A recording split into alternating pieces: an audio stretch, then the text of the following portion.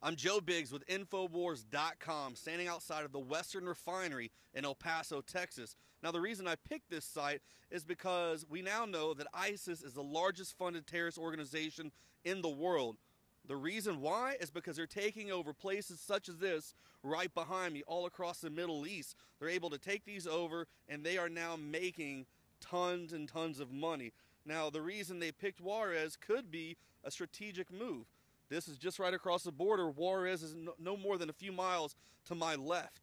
Now we also have, many other buildings in this area that we've talked about. We have the military base, FBI has an office, but those are just things to think about, whether or not that's why they picked this spot.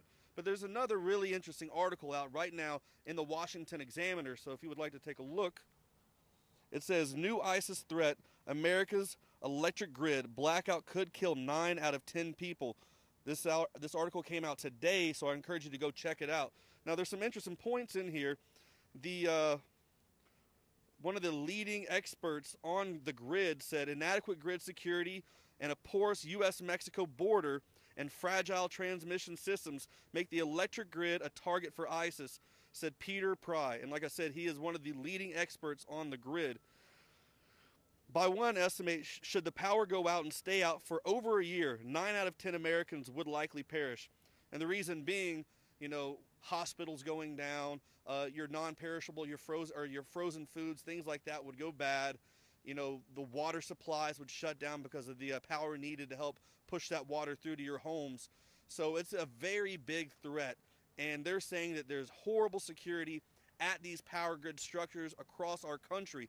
And all they need to do with the amount of money they have is activate these jihadist, sleeper cells in the country. And then why not pay some of the cartels? That's a lot of people with a lot of money and a lot of power and the weaponry to come over here and easily take over a place like this and then start shutting down power grids all across the country.